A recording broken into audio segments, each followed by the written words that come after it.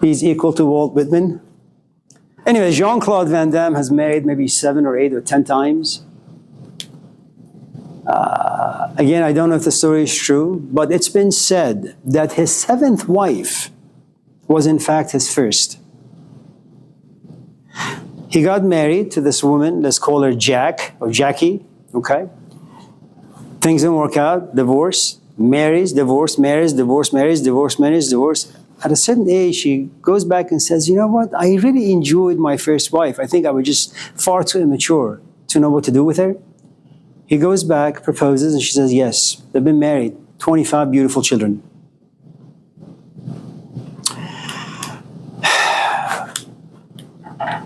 You know, it's something I always go back to. I don't know what made Malcolm X gravitate towards Reginald. I don't know what made Malcolm X gravitate toward Elijah Muhammad. I don't really know what lived inside Malcolm to walk away from the whole thing, the power, the prestige, the fame, to walk away. There was something about him that initially saw parts of himself in Elijah. When he gained more maturity, he didn't see himself in Elijah anymore. Elijah was too little of a container. Malcolm was big, huge. Elijah was far too superficial for Malcolm now. You know, so if you're young and you find a container that has a great amount of depth and value and meaning, if you attach to yourself to that person, you know, if you like classical piano, you'll devote your life for the next 20 years to playing like Beethoven. Then yes, when you're like 45, you'll do a piece by Ed Sheeran or Beyonce. But your foundation is classical.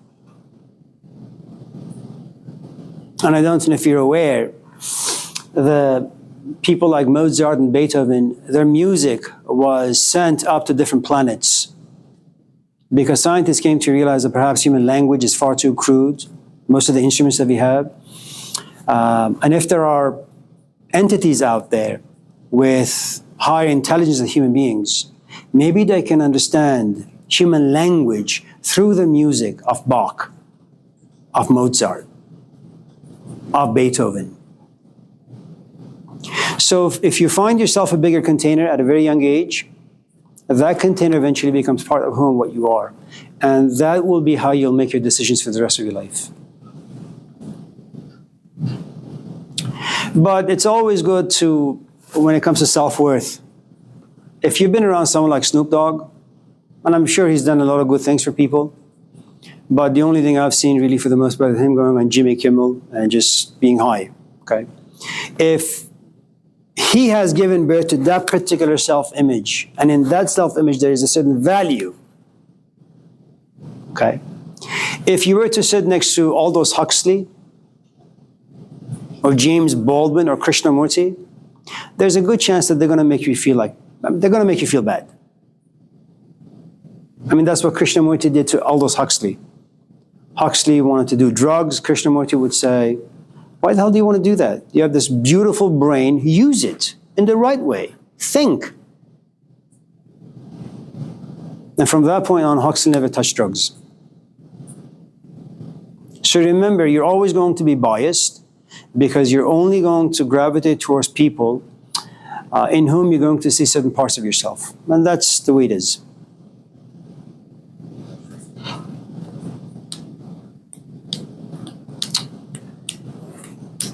Can I tell you a story? I'm sorry, Josh, go ahead. And this may be irrelevant, but it makes me think about the fact that we're often, we often have disdain for people that reflect back to us parts of ourselves that we don't like. It's just where my brain went. I apologize if it's irrelevant. No, it's good. One of the things that Nietzsche had mentioned, and Nietzsche's a bumper sticker guy. I mean, he's got really nice ideas and he's written some books. I don't claim to be better or know everything about him. But as bumper stickers go, he's done some good ones. That we killed Jesus not because he was good. We killed Jesus because he made us feel so insignificant, so irrelevant, so cheap, so hollow, so superficial whenever you find yourself around him.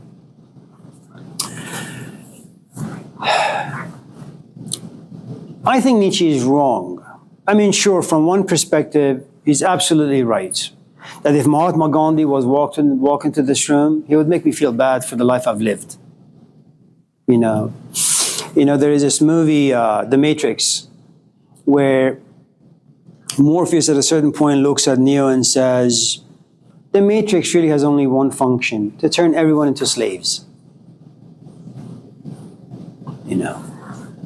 And that's what Nietzsche argues. You're in bondage because you got to pay rent, you got to pay mortgage, you got to make money for your kids, for your wife, you got to do all sorts of things.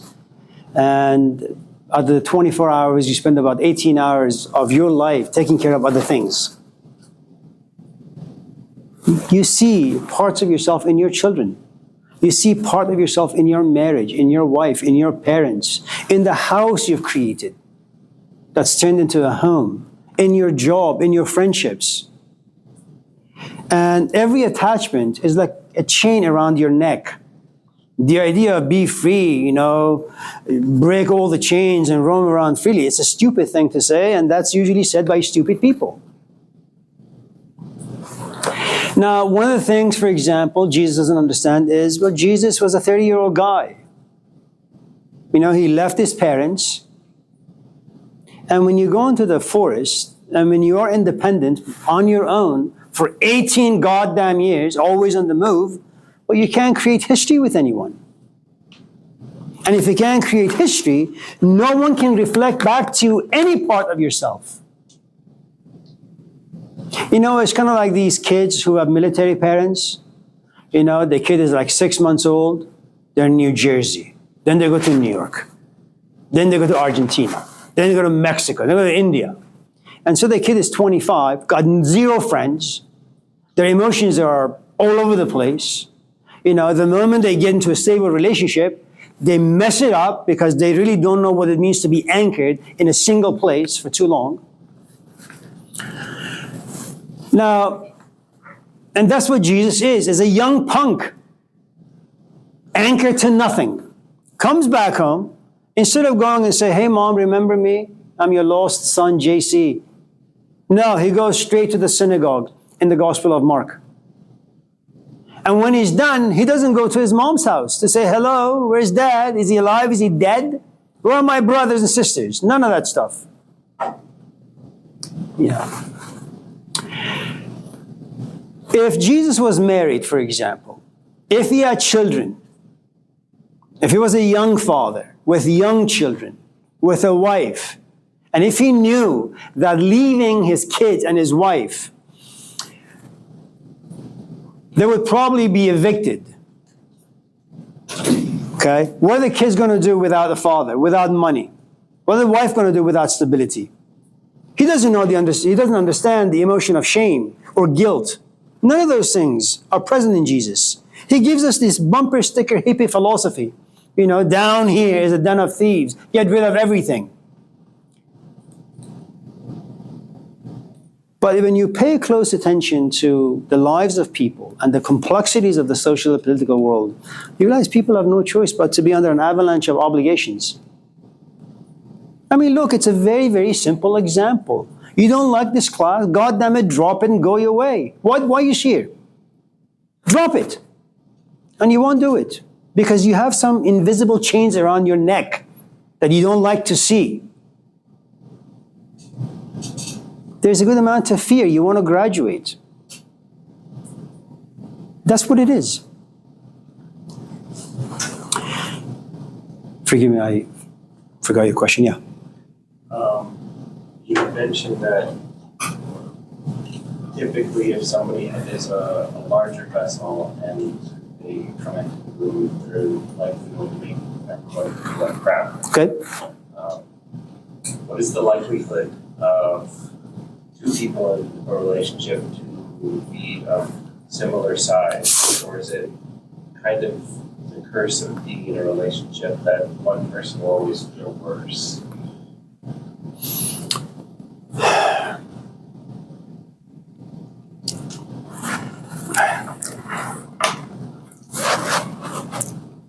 Your question takes me back in time. And so forgive me for sharing this.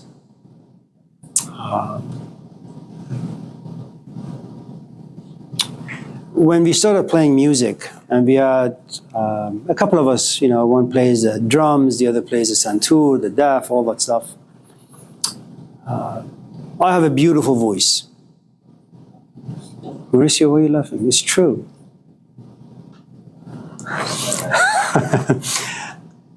And so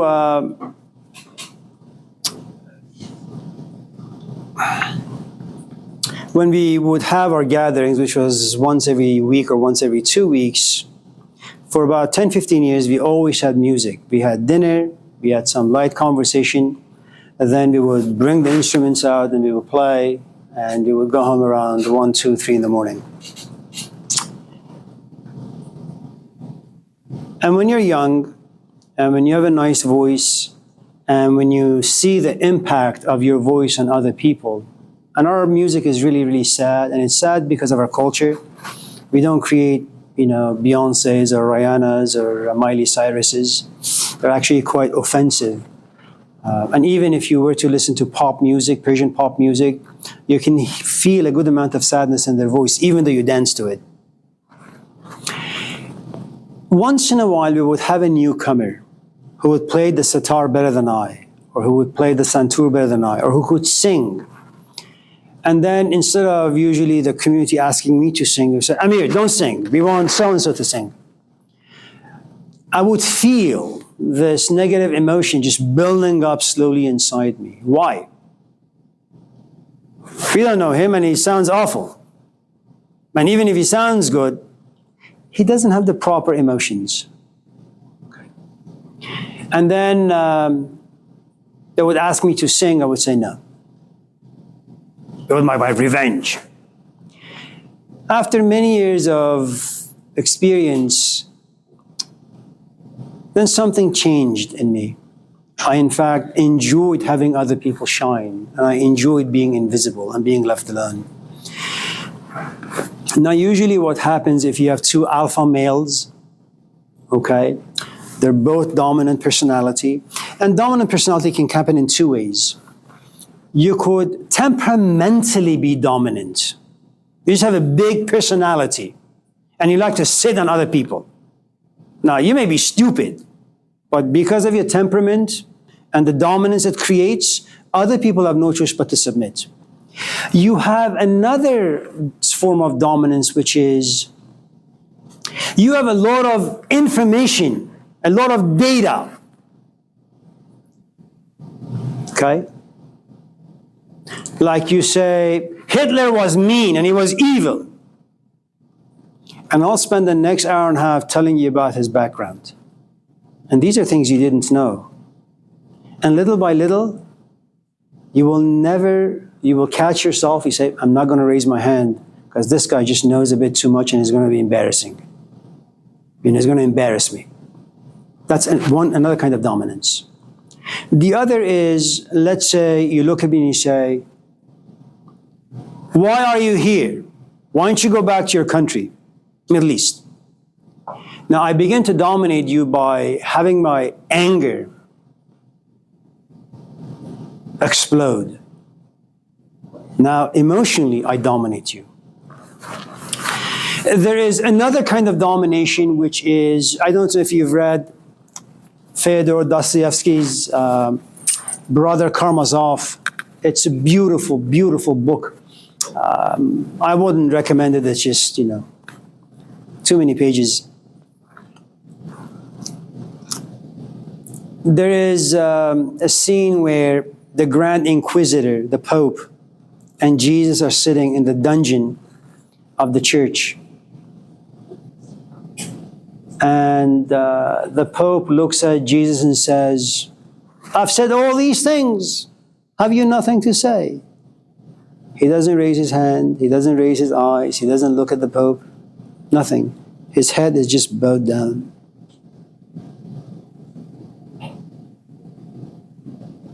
Sometimes someone's humility can dominate you. And it's not a false humility. He knows too much. I'm not quite sure if it's in the Gospel of Mark or the Gospel of Matthew. It can be the Gospel of Luke, because Luke just creates a different story.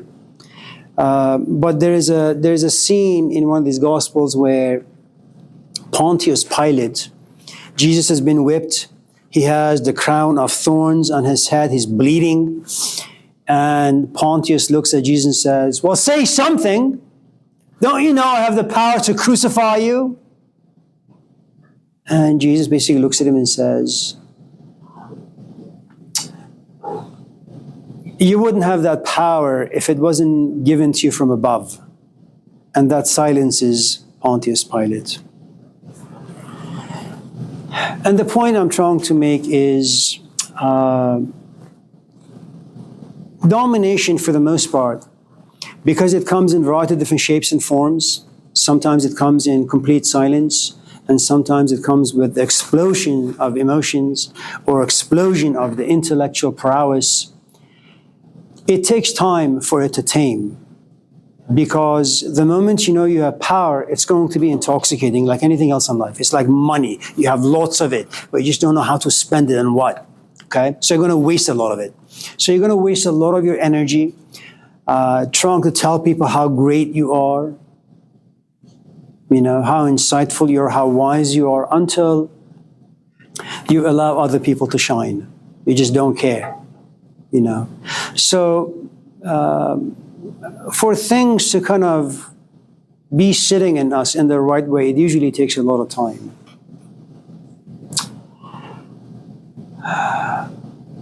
But initially what happens is you have a good amount of wrestling going on. I don't know if you guys know the story of the Epic of Gilgamesh. One of the things you'll encounter in the Epic of Gilgamesh, should you take my religion class during summertime, it's a physical class in this room, it's a great class. You have Enkidu, who is alpha, you have Gilgamesh, who's alpha. Their first encounter, they fight for 6 days and 6 nights.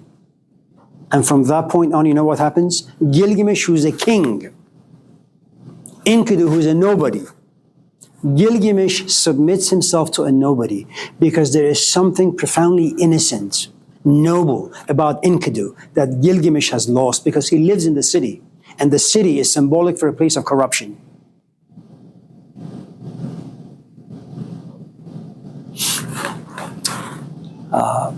Humility is a craft, very, very difficult to attain, enormously difficult to attain. You know, let me tell you a story and then we'll go home. And any other questions before I move on to a very, very boring story given to us by a very, very, very boring man around a very, very, very dysfunctional century, the 19th? No one?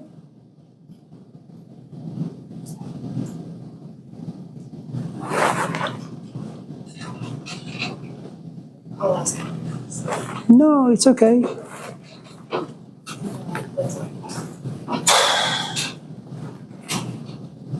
Yeah, Michael. So, this about the earlier comment about Sure. when we use our five senses, basically we don't want to listen to them. Saying like, if I find someone very intelligent, I like them. I like them because I can relate to them. But I might not like their looks. I might not like their style. I don't care about that. What would happen if I disregarded my senses and wanted to go with what I feel is right? You can't. First of all, you don't have any power over your senses unless you've been around them for a long time, you have studied them for a long time, taken notes for a long time, and because initially you're the donkey, the senses sit on you. You know, they ride on you. It's like when I go to the office, the first thing I do, dim the lights. I want to exploit and manipulate my body and my psychology. And I put piano music. And I move very, very slow. And I turn off the internet. I manipulate myself intentionally because I want to focus on writing.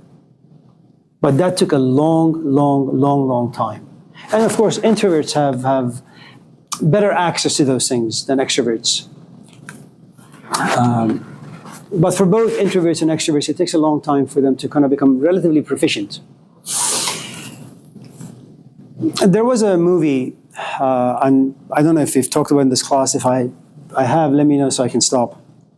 It's Ricky Lake played in it. Did we talk about that movie here? So you guys know who Ricky Lake is, right? She was like the Jerry Springer or Oprah Winfrey of the 1980s, okay?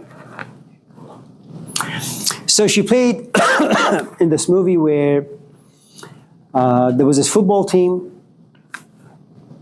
They were on a plane going over Antarctica, this freezing space, to get to some city to play football.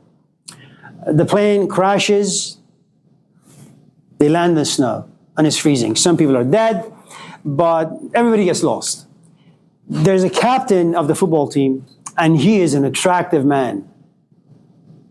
And he has a very, very attractive girlfriend. But because of the plane crash, she goes somewhere, he goes somewhere, okay? He gets stuck with Ricky Lake. Ricky Lake is not attractive, and the captain has been in the habit of being only around attractive people. But it's only him and her. There is no one else. She knows how to cook. She knows how to fish. She is patient. She has great stamina. And these are things he's never been exposed to in the past. Everything because of his looks, and because he's attractive, he has power. He doesn't, however, know how to use that power well. Okay?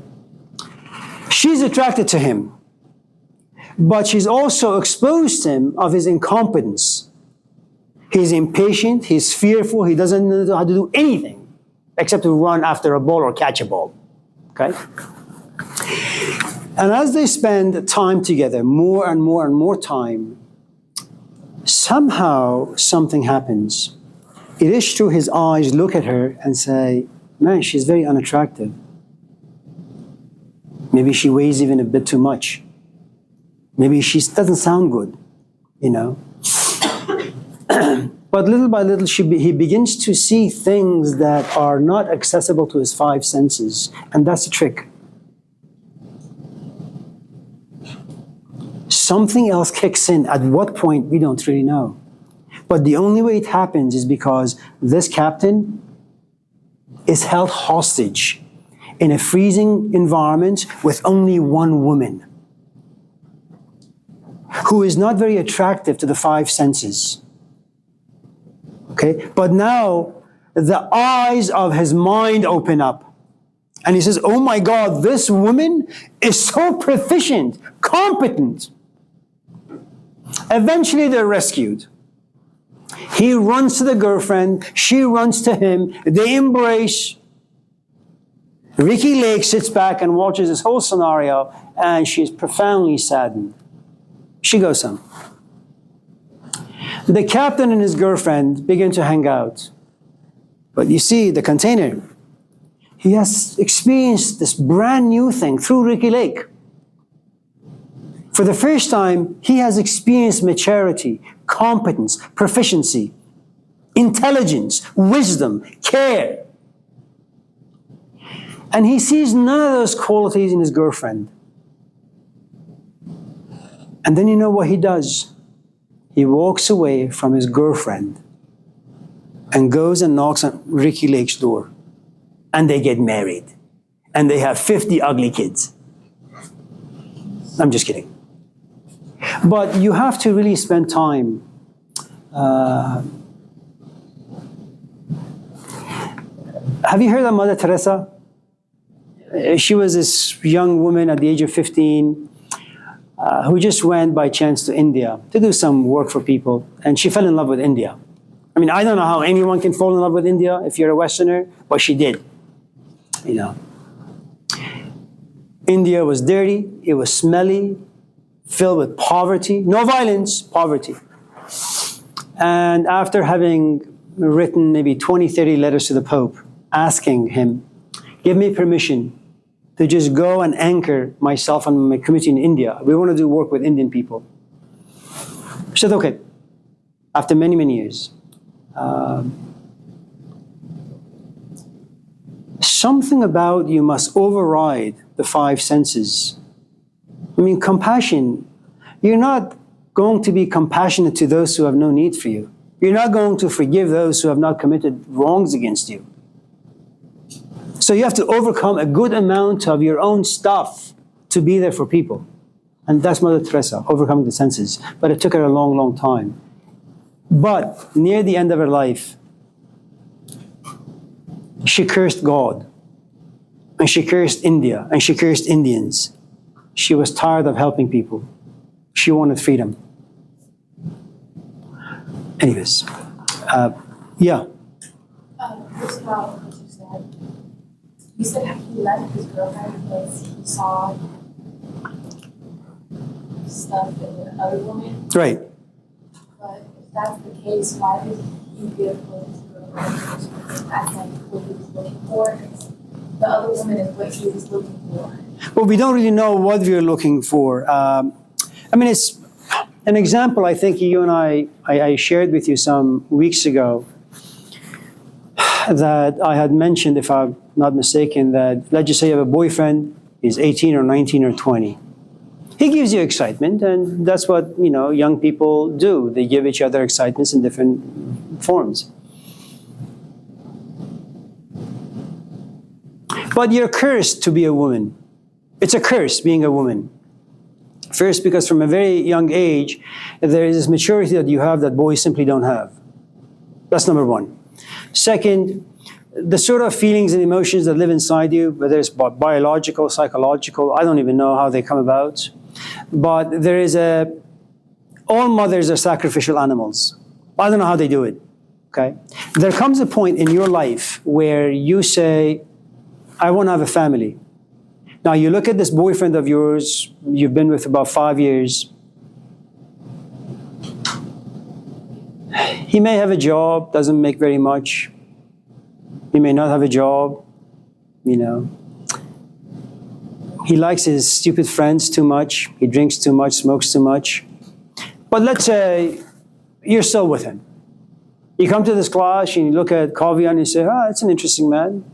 Now, he's like 50, you're like 20. Let's just say, I'd say 40. Okay?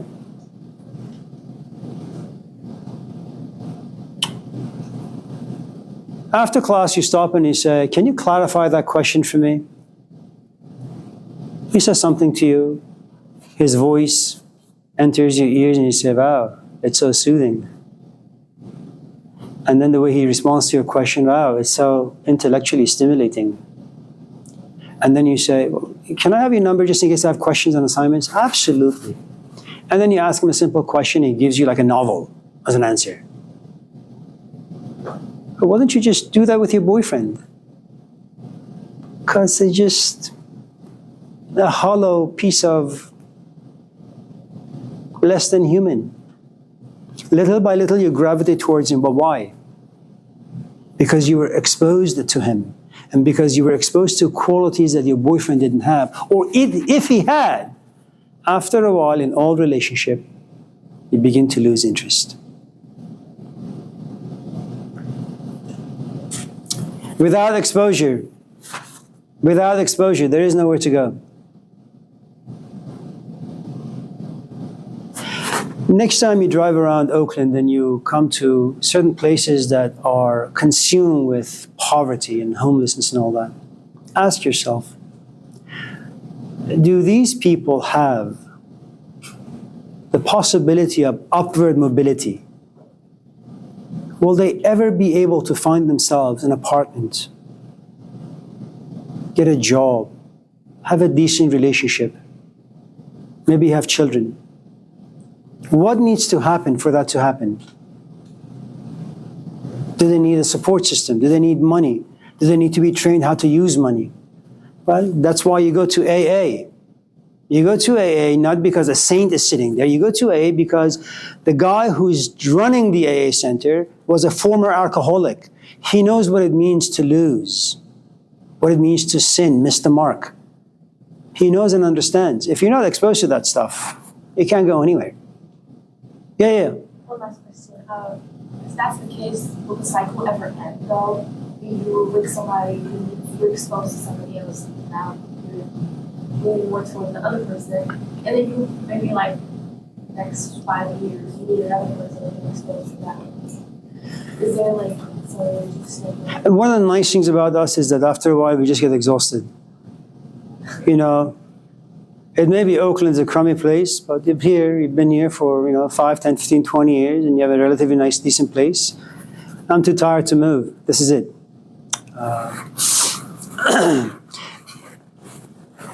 As you invest in people, you also invest in physical land. Oakland becomes your home. Despite all of your complaints, you like the chaos that lives in Oakland. In some strange, twisted way.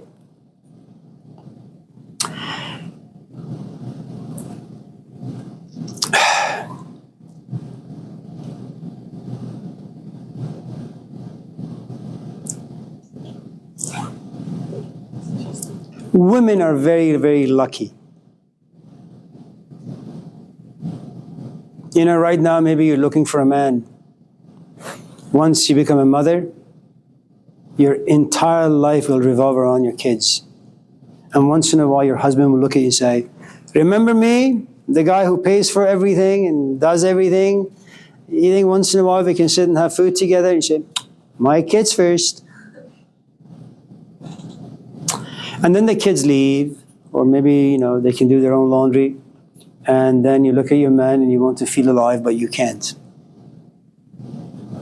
And there was a time where you just kind of suffered and said, this is my life. Today, the story is different. Let me end the class with this poem. مایه آرام جان چشم هوس بستن است.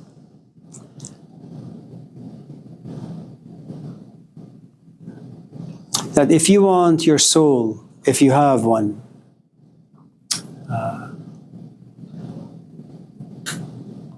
to be at peace, you need to close your eyes that bring about desires, lust. There are no shortage of women or men anymore. And the element of shame and guilt that used to keep relationship intact a little bit, that's not here anymore. And if you don't want to jump from one relationship to another, understand something very simple. Men, Chloe, they mature when they're like 70. Until then, you got to babysit them. Whether you go out with Brad Pitt or Joe Schmo, they're all the same. Just one simple thing, make sure, they don't drink too much, smoke too much, do porn, or are abusive in some way. But in the end, they're all the same. They suck. And I speak as a woman because I know. Anyone else? When we come back on Wednesday, remind me to tell you a story that was given to us by Jean-Paul Sartre, Nausea or No Exit. It's a good story. It's about worth and value. It's about judgments. It's about reflection. It's about investment. It's about loneliness. And how all of us in this class are desperate to see our own reflection inside other people who are as cheap and hollow and stupid as we are. Well, that's a nice way to end class. Have a nice day. Thank you.